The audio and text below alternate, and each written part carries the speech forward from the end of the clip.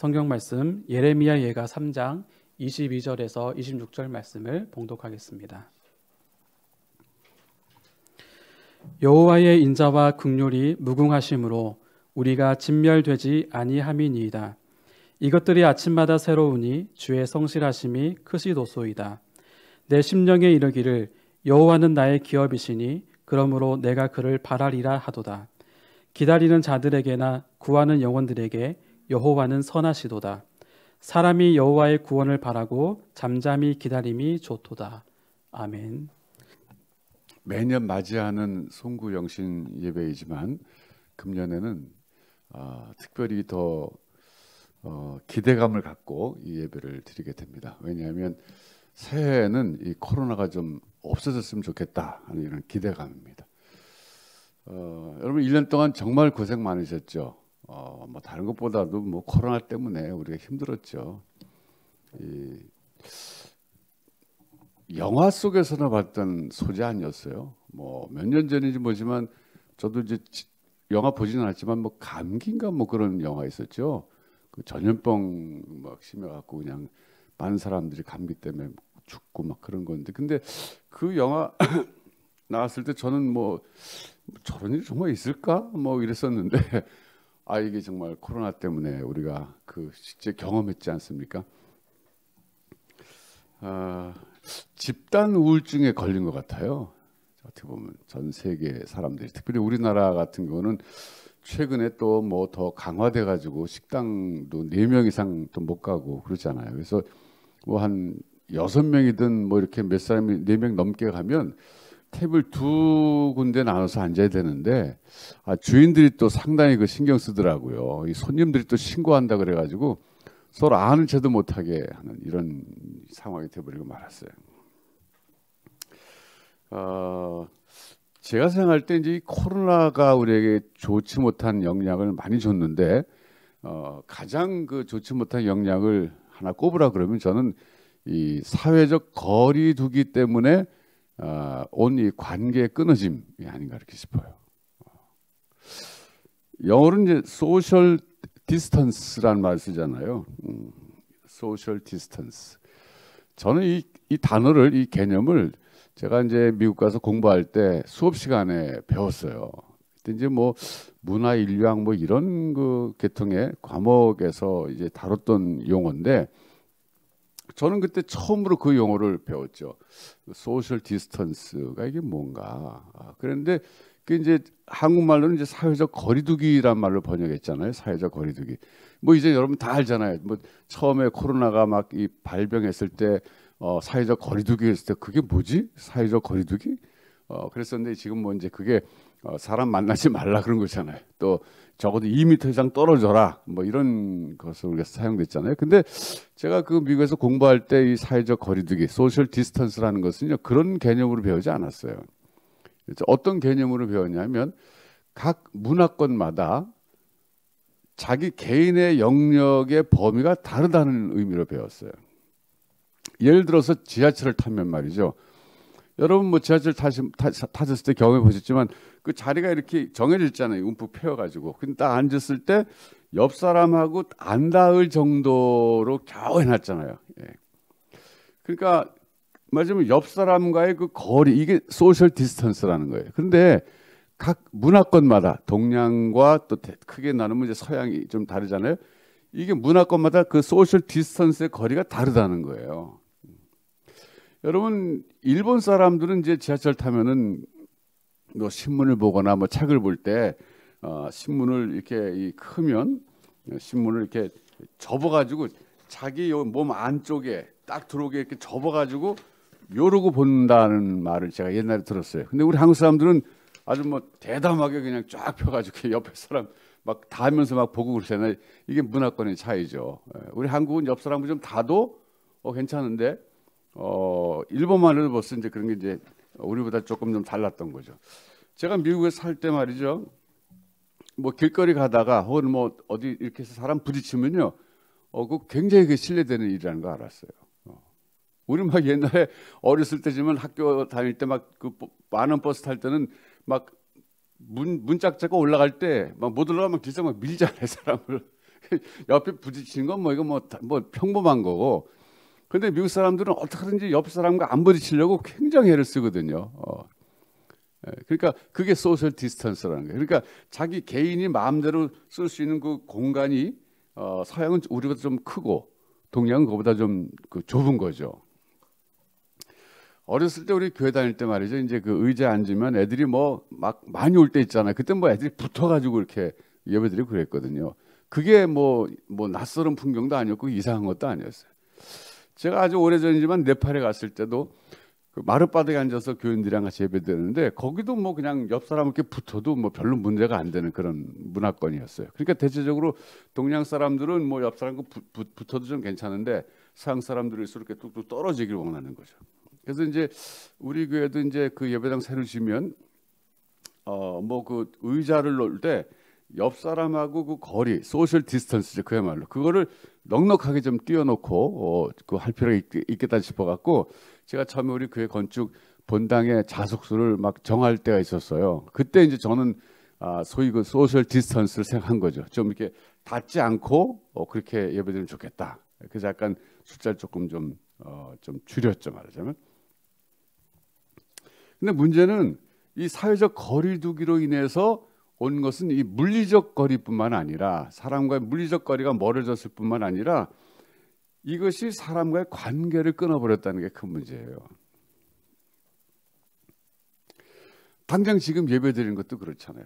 우리 연휴 때 같으면 뭐 코로나 이전에는 예배당에 모여가지고 같이 예배드리고 뭐 조금 이따 또 이제 한 8분 후에는 또 해피 뉴 이어 할 때도 옆 사람에게 다 둘러보고 그냥 뭐 해피 뉴 이어. 근데 지금은 뭐 집에서 예배드릴 때 가족들에게밖에는 해피 뉴 이어 못 하잖아요. 예.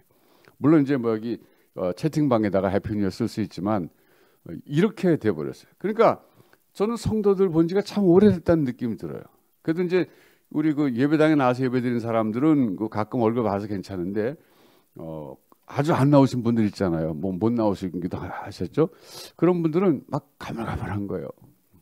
이게 결국 이 코로나가 우리에게 갖고 온 아주 좋지 못한 영향 가운데 제가 베스트를 꼽으라 그러면 이 관계를 끊어버렸다는 거예요. 우리 가까운 친구들도 지금 잘 못 만나잖아요. 그냥 뭐 전화 걸어서 야 우리 코로나 지나가면 좀 만나자 그런데 안 지나가고 있잖아요. 근데 이제 문제는요. 이런 코로나가 이제 사람과의 관계를 끊어버렸을 뿐만 아니라 심지어는요 하나님과의 관계도 끊어버렸어요. 이제 우리가 이제 코로나 끝난 다음에 뭐 이제 교회가 정상적으로 사람들 와가지고 예배 드릴 때 되면 확인되겠지만 아마 우리 성도님들 가운데에도 이 코로나 때문에 예배당을 자꾸 안 오다 보니까 아마 초신자일수록 더 그럴 것 같아요. 하나님과의 관계가 점점 멀어지다가 어느 틈엔가는 아마 인터넷 예배도 드리지 않는 온라인 예배도 드리지 않음으로써 아예 주일 예배하고 완전히 멀어진 사람들도 있지 않을까 싶어서 걱정이 참 많이 돼요.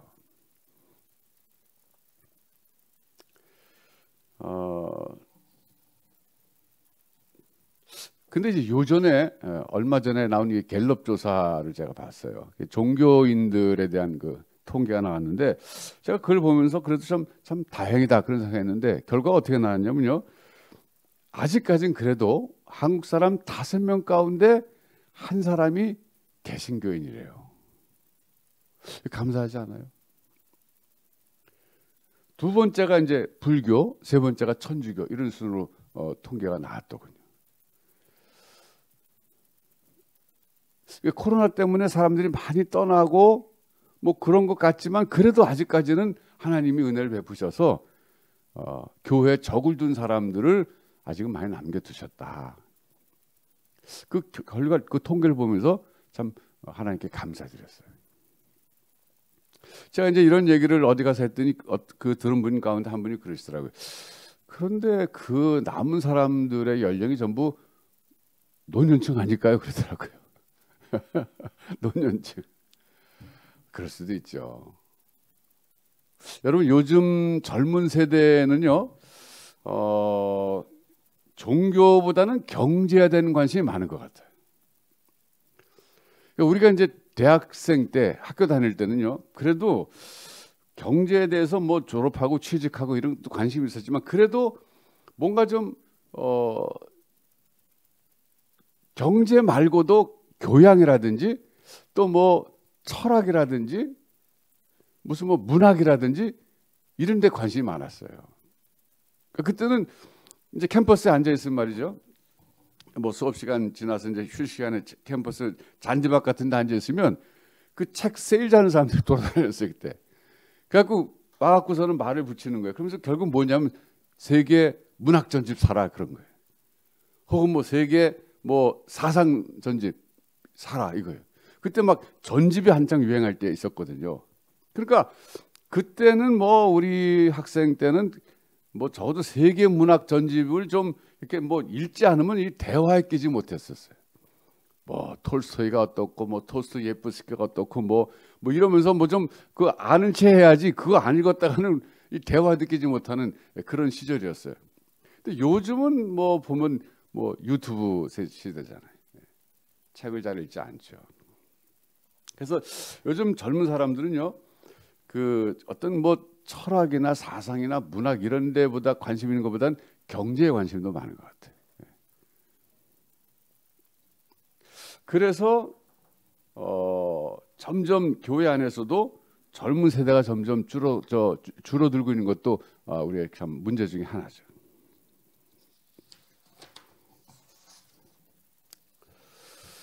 여러분, 한국 교회 안에 한때는 젊은이들이 많이 들어왔었는데 지금 많이 없어진 듯한 느낌을 우리가 받고 있어요. 많이 들어올 때 그때 그 어떤 그 원인 중에 하나가 뭐였냐면 이 찬양의 열풍이 있었습니다. 그러니까 개신교, 천주교, 불교 뭐 이 3대 종교잖아요. 이 종교 가운데서 뭐 유교는 사실 뭐 종교라고 할 수 없고 일단 뭐 유교는 종교지만 이제 유학이 원래 오리지널이었죠. 어쨌든 이 3대 종교 가운데서 그 성전 안에 그러니까 뭐 불당이든 뭐 성당이든지 간에 예배당 안에 드럼이 들어가는 곳은 사실 개신교밖에 없어요. 베이스 기타가 들어간 것도 개신교밖에 없어요. 그러니까 젊은 세대가 그래도 그 뭐 음악을 좋아하는 때잖아요, 그때. 근데 아니 뭐 불교라든지 천주교는 그런 베이스 기타나 드럼 못 들어가잖아요. 근데 개신교는 들어갔거든요. 그러니까 이게 뭐 젊은이들에게 맞는 그런 코드였죠. 그 바람에 많은 젊은이들이 교회에 들어와서 참 하나님 믿고 그러면서 신앙생활 시작했는데 요즘에는 그 찬양 사역도 힘을 많이 잃어버린 것 같아요, 이제. 옛날에 뭐 정말 찬양 사역만 했던 그 복음성가 가수들이 이제는 일반 세상 노래 부르는 사람들도 점점 생겨났잖아요. 그 중에 대표적인 사람이 소향이라는 사람이죠. 여러분 아시잖아요. 제가 미국 볼티모어 베델교에서 목회할 때 이 소향이라는 분을 교회에서 초청해가지고 이 찬양 집회를 했었어요. 그때까지만 해도 이 소향이라는 사람이 전혀 세상 노래 안 불렀어요. 찬양만 불렀어요. 그때도 뭐 정말 교인들에게 많은 감동적인 찬양을 하고 갔죠, 그때. 근데 몇 년 지나다 보니까 점점 이분이 발걸음이 세상 쪽으로 가더니 지금 세상에서 유명해졌어요. 그 찬양 사역이 점점 힘을 잃어간 거죠. 만일 찬양 사역이 계속적으로 힘을 냈다면 그분도 뭐 그쪽으로 나가지 않았을 거예요. 그건 제 개인적인 생각이에요. 어쨌거나 지금은 젊은이들이 점점 줄어들어가는 교회가 점점 고령화되어 가고 있는 이 현상, 이런 것들이 우리에게는 참 큰 문제점으로 다가오고 있어요. 그래서 앞으로 우리 다윗교회도 어떻게 하면 젊은 세대가 좀 들어올 수 있을까? 새롭게 한번 방법을 모색해야 됩니다. 예배당을 이제 짓고 나면 우리가 좀 환경이 변하잖아요. 그러면 우리가 좀 젊은 사람들을 어떻게 하면 좀 교회 안으로 들어오게 할 수 있을까? 이거를 놓고 좀 우리가 좀 계획도 세우고 머리를 맞대고 또 의논도 하고 기도도 하고 그래야 될 것 같아요. 우선 당장 제가 생각할 때 하나 그 가능성이 조금 있어 보이는 것은 소위 그 중국어 예배인 것 같아요. 중국어 예배. 물론 이제 중국어 예배의 대상은 이제 중국 유학생들이죠. 근데 지금 12시예요? 지났어요. 저 지금 해피 뉴 이어 하시죠. 자, 우리 여기 스튜디오 안에서 해피 뉴 이어 합시다. 예. 여러분 가족들에게도 해피 뉴 이어 하시고요. 자, 뭐 원하시면 이 채팅방에다가도 해피 뉴 이어 여러분 해주시면 좋을 것 같아요. 예. 딱 지금 12시네요.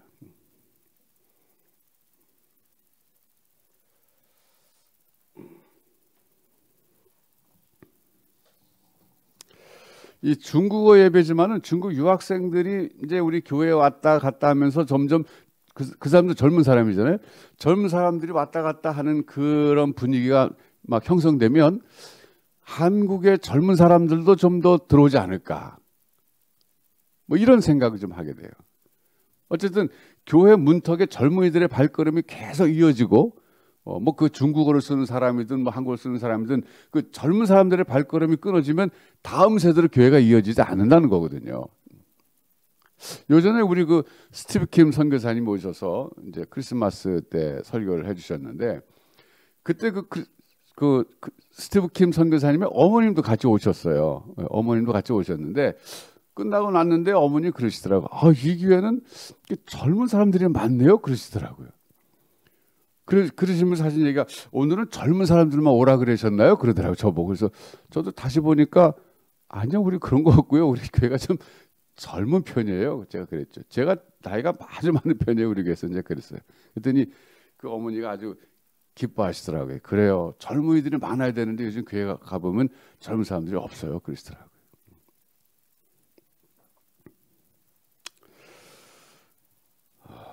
여러분, 그래서 이 코로나가 갖고 온 병폐 중에 하나가 사람 사이의 관계도 끊어지게 했지만 하나님과의 관계도 끊어지게 한 이런 좋지 못한 영향을 끼친 것도 사실입니다.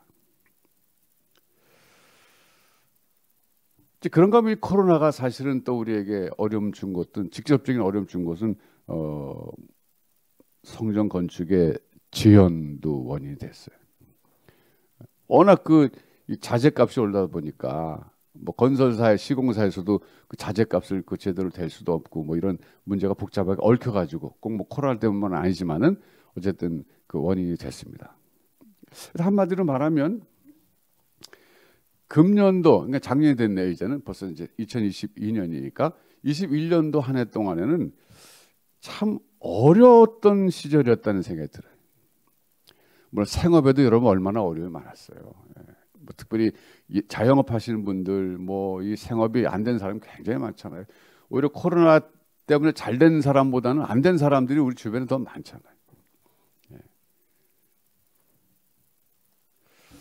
참 이렇게 어려운 시기를 지나고 이제 새해를 우리가 맞이했는데 새해를 맞이했을 때 우리에게 그럼 희망이 있는가? 저도 한번 생각해 봤어요. 새해가 되면은 그럼 코로나가 1월 1일부터 딱 끝날까? 또 그건 아니잖아요. 뭐 이 코로나가 이제 오미크론으로 변화되면서 이게 감기처럼 될 거다 그런 뭐 전망이 있지만은 어쨌든 당장 지금 우리나라는 뭐 아직까지도 이 규제가 뭐 4명 이상 모이지 못하고 또 외국에 있다 들어오면 10일 동안 자가격리하는 거 점점 연장되고 있고 뭐 이렇게 되고 있잖아요. 그러니까 우리는 새해가 됐다고 해서 무슨 희망적인 것이 별로 없어요. 그냥 막연하지만 그래도 코로나가 좀 약해지거나 좀 사라지지 않을까 이런 기대감이 있죠. 제가 그러면서 새해를 어떻게 살아야 되는가 그러면 또 한 해를. 이 코로나 벌써 2년 됐어요, 여러분. 1년이 아니 2년 됐어요, 2년. 그러니까 이게 1년 됐을 때는 그 1년 만에 끝나겠지는데 이제 2년이 되고 나니까 이제 이거 3년도 가겠다 뭐 이런 생각이 드는 거예요.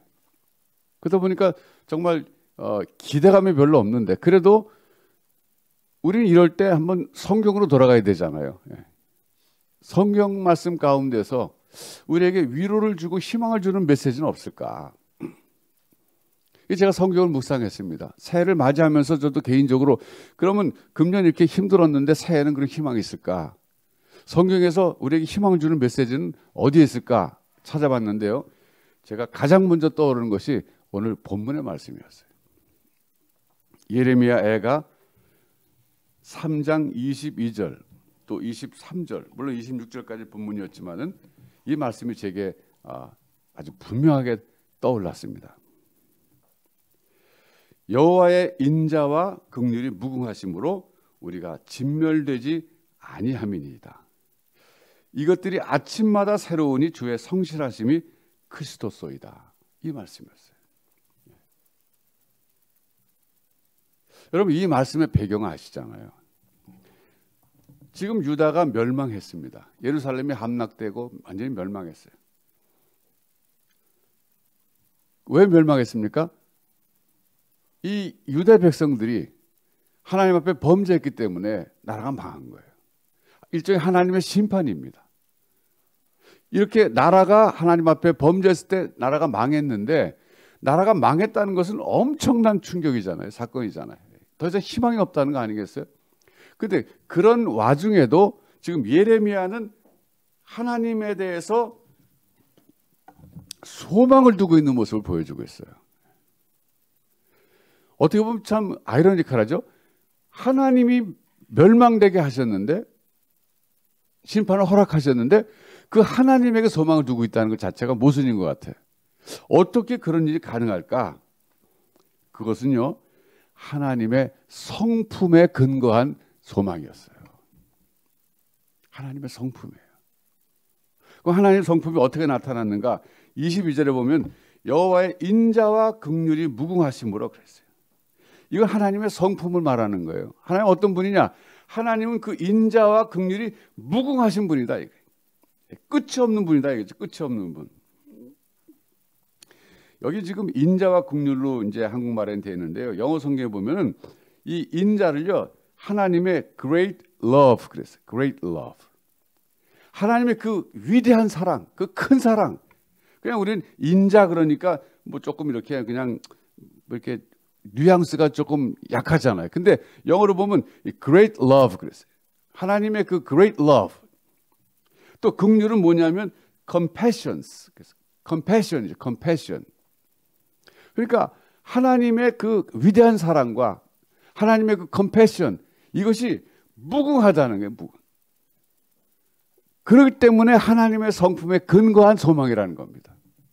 비록 이스라엘 백성들이 잘못했을 때 하나님 멸망시키셨지만, 하나님 어떤 분이냐면 하나님의 그 사랑은 이 무궁한 사랑, 끝이 없는 사랑, 그 컴패션, 그 긍휼하심도 끝이 없는 그 긍휼하심, 이것에 소망을 뒀을 때 희망을 갖고 또 일어날 수 있다, 그런 얘기예요.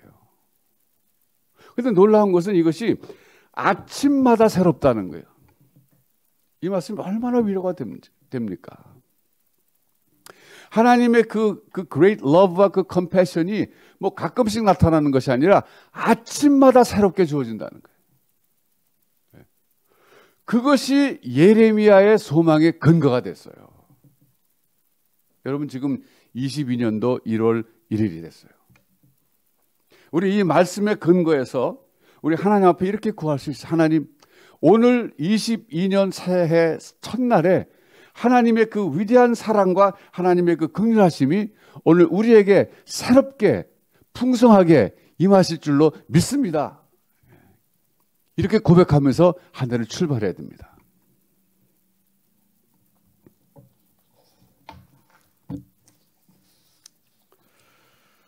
여러분, 저는 유대인들의 그 신앙이 정말 보통 신앙이 아니라고 생각하는데요.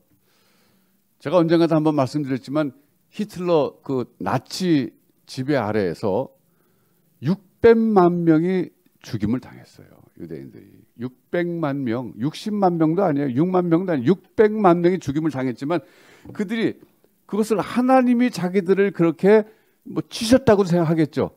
그럼에도 불구하고 끝까지 하나님을 붙잡는 그들이에요. 이건 대단한 사람들입니다.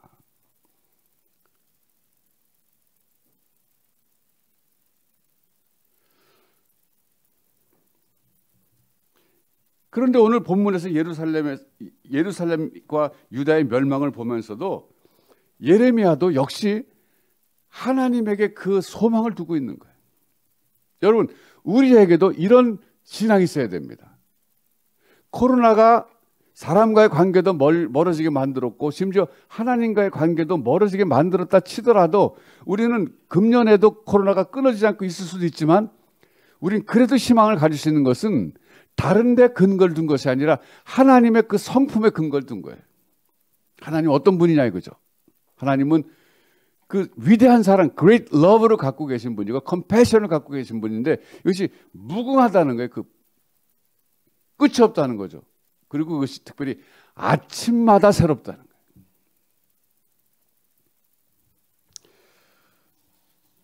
여러분, 우리도 이 예레미야에게서 그런 신앙을 배워야 됩니다. 올 한 해 여러분 아침에 눈을 뜰 때마다 이 말씀을 묵상하시기 바라요. 이 말씀을 암송하시기 바랍니다. 그걸 하루를 출발해 보세요. 여호와의 자비와 긍휼이 무궁하심으로 우리가 진멸되지 않습니다. 이것이 아침마다 살았기 때문에 하나님의 성실하심이 크십니다. 이러면서 일어나 보세요. 그 하루가 달라질 것이고 그러면 1년이 달라질 거예요. 여러분, 이제 성경 예레미야가 3장에서는요.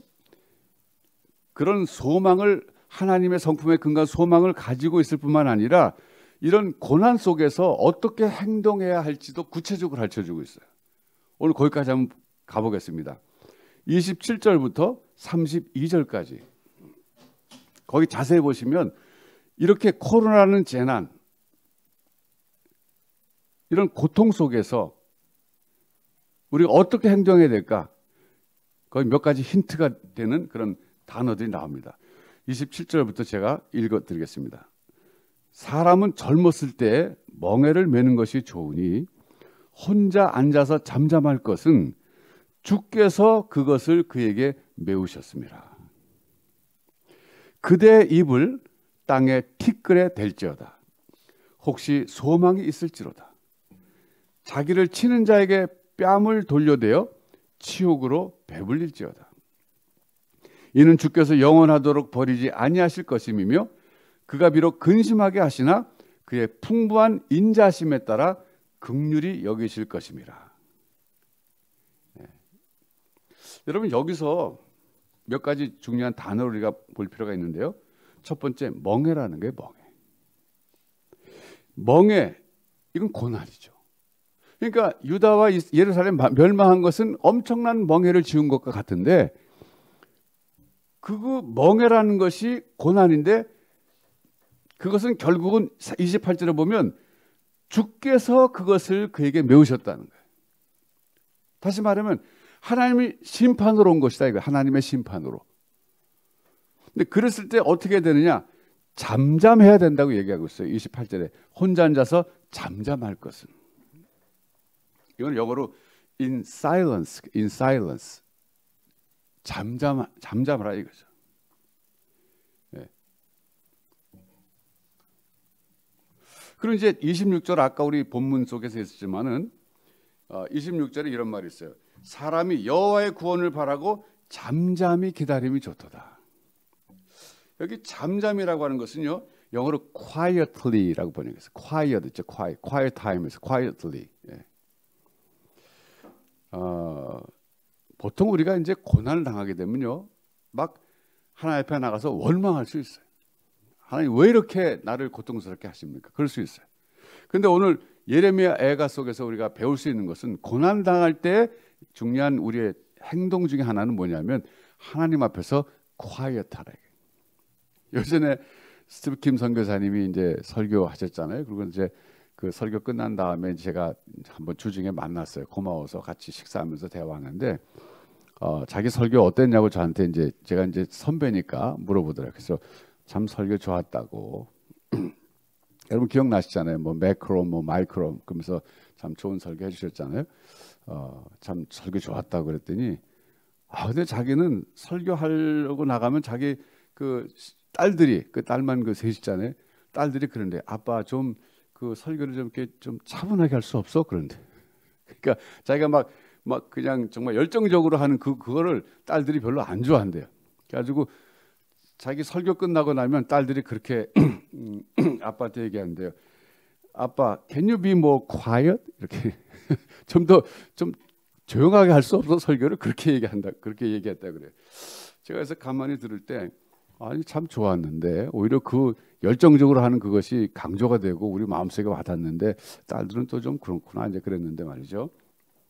여러분 이 오늘 성경 말씀 속에서는 하나님이 나에게 멍에를 메우셨을 때, 즉 고난을 허락하셨을 때, 그때 하나님 앞에서 in silence 잠잠하라는 거예요. 조용히 그것을 받아들여라.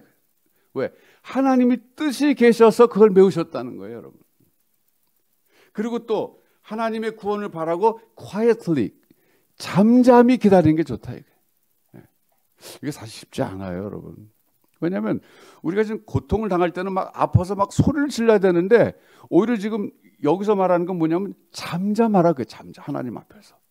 이 굉장히 우리의 어떤 본성을 거스리는 그런 애티튜드를 요구하고 있어요. 쉽지 않습니다. 그런데 어떤 사람이 그러면 잠잠히 또 조용하게 quietly 기다릴 수 있느냐? 하나님의 성품, 하나님의 그 위대한 사랑, great love와 compassion을 믿는 사람, 하나님이 어떤 분인지를 확실히 믿는 사람은 그렇게 잠잠히 조용하게 기다릴 수 있다는 거예요. 그러면서 마지막에 우리가 또 눈에 확 들어오는 단어가 있는데 32절에 그가 비록 근심하게 하시나 그 다음에 그의 풍부한 인자하심에 따라 긍휼히 여기실 것입니다. 이게 사실 이제 이래서 우리가 자꾸 이제 영어랑 같이 이게 비교해 볼 필요가 있는데 그의 풍부한 인자하심에 따라 이것도 뭐 그냥 평범한 말처럼 들리잖아요. 근데 영어 성경은 그걸 어떻게 번역했냐면 하나님의 His unfailing love, unfailing love, 하나님의 unfailing love, 그의 풍부한 인자하심에 따라. 이게 그냥 우리 한국말로 볼 때는 뭐 하나님 풍부하시지, 인자가 풍부하시 그러는데 좀 느낌이 좀 약하잖아요. 그런데 영어 성경에서는요, 하나님의 His unfailing love. 이건 번역할 필요도 없잖아요. 이 정도 단어 우리가 느낌으로 알 수 있잖아요. fail은 실패하다 그거잖아요. 그래서 어떤 그 노래 가사, 찬양 가사 속에는 실수가 없으신 그렇게 번역한 것 같아요. 실수가 없으신. 근데 그것도 조금 뭐 번역이 충분한 것 같지는 않아요. 그냥 차라리 unfailing love 그러면 나은 것 같아요. 예. 하나님의 사랑은 결코 실패로 끝나지 않는다 이거예요. 끝까지 하나님이 사랑하시는 사람에게는 하나님의 사랑이 충만하게 임하고 결국은 하나님 살려주신다 그런 뜻이잖아요. 그러니까 32절에서도요. 근심하게 하신 분이 누구냐 이게. 멍에를 메우신 분이 누구냐 이거죠. 고난 속에 빠지게 하신 분이 누구냐 이거죠. 지금 예레미야 애가에서 지금 고난 속에 빠진 사람은 이 유다 백성들인데 그 나라가 멸망해서 완전히 그 고난 속에 빠지게 된 것은 그건 뭐 바벨론이나 뭐 이런 그런 나라가 한 것이지만 표면적으로 실제적으로는 하나님이 멍에를 메우셨다는 거예요. 지금 코로나 때문에 우리가 뭐 경제적으로 생업으로 또 뭐 건강을 잃고 여러 가지 관계가 깨어지고 모든 게 어려울 때 말이죠. 이걸 하나님 밖에서 일어난 일이라고 보면 안 된다는 거예요. 우린 잘 몰라요. 왜 우리에게 이런 고난이 왔는지 잘 모르지만 한 가지 분명히 아는 것은 하나님의 사랑은 크시다는 것이고 하나님은 unfailing love를 하시는 분이라는 거예요. 하나님의 사랑은 결코 실패로 끝나지 않는다는 거죠. 이게 굉장히 그런 하나님의 사랑에 대해서 이게 믿기가 어려운 시츄에이션이에요. 왜냐하면 하나님이 허락하셨는데 어떻게 그 하나님 또 믿어요? 이거 어렵잖아요. 이건 보통 신앙이 아닙니다.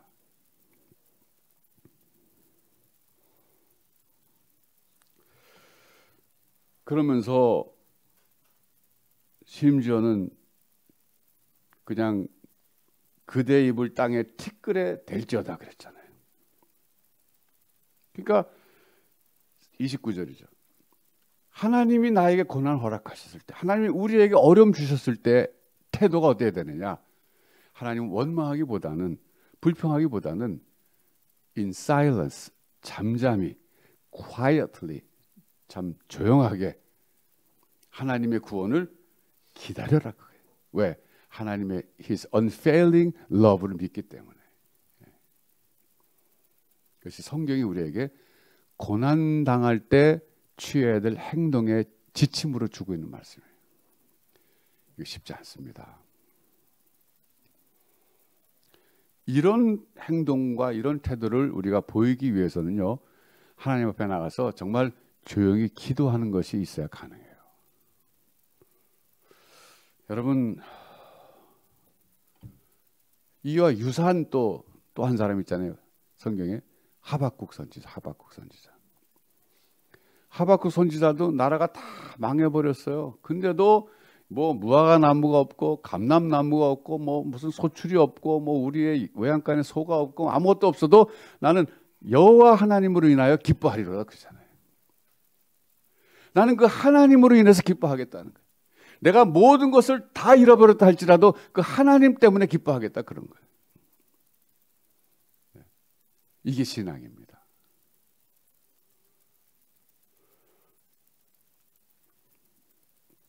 여러분 작년 1년 우리가 뒤돌아볼 때 그래도 감사할 거 있지 않습니까? 적어도 코로나에서 우리가 살아남았잖아요. 그래도 살아남았잖아요. 코로나에서. 그리고 오늘 우리에게 주시는 이 위로의 말씀 있지 않습니까? 사실 하나님이 하시기를 원하신다면 뭐 코로나 하루아침에 사라지게 할 수 있잖아요. 그러나 무슨 뜻이 계신지 아직까지 거둬두시지 않았어요. 다만 그래도 감사한 것은 이것이 오미크론이 되면서 감기화되고 있다는 건 감사하잖아요. 뭐 이제 치사율이 굉장히 낮아졌잖아요. 어쨌든 우리는 하나님이 하신 일을 다 몰라요. 애초부터 좀 그런 그 뭐 코로나 바이러스 같은 거 아예 생기지 않게 해주시지 이럴 수 있잖아요. 근데 그건 우리 영역이 아니에요. 그건 하나님의 영역이에요. 다만 우리는 이런 코로나는 재난, 또 이 코로나 때문에 우리가 입은 경제적 손실, 어떤 사회적 관계의 끊어짐, 심지어 하나님과의 멀어짐, 뭐 이런 많은 고난 속에서 우리가 어떻게 새해를 맞이하면서 소망을 가질 수 있느냐. 오늘 이 예레미야 애가에서 말씀을 통해서 우리가 지침을 받습니다. 하나님 앞에서 잠잠히 멍에를 매면서 그리고 땅에 티끌에 내 입을 대면서 낮아진 자세로 그러면서 하나님이 버리지 아니하실 것을 믿으면서 하나님의 그 unfailing love를 꽉 붙잡고 그러면서 아침마다 하나님 앞에 우리가 이 말씀을 암송하면서 고백하면서 기도하면서 일어나는 것이 새로운 한 해를 힘있게 살아갈 수 있는 방법이라고 오늘 우리에게 가르쳐주고 있습니다. 여러분 또 한 해가 우리에게 주어졌다는 것 자체가 사실은 축복이에요. 왜? 한 해 동안 또 하나님 섬길 수 있는 기회가 주어졌고 우리가 한 해 동안 하나님과 동행할 수 있는 기회가 주어진 것이고 하나님이 우리에게 맡겨진 사명을 감당할 수 있는 시간이 주어진 거니까 감사하잖아요. 우리 자신에게서 한 해를 살아갈 수 있는 힘을 찾는다면 없어요. 우리 하나님에게 그 힘을 받아야 됩니다. 아침마다 새롭다. 자, 제가 오늘 22절, 23절 다시 한번 읽고 이제 기도하도록 하겠습니다. 여러분 이 말씀을 암송하세요. 암송하시고 아침마다 이 말씀을 크게 한번 외치면서 하루를 맞이하시기 바라요.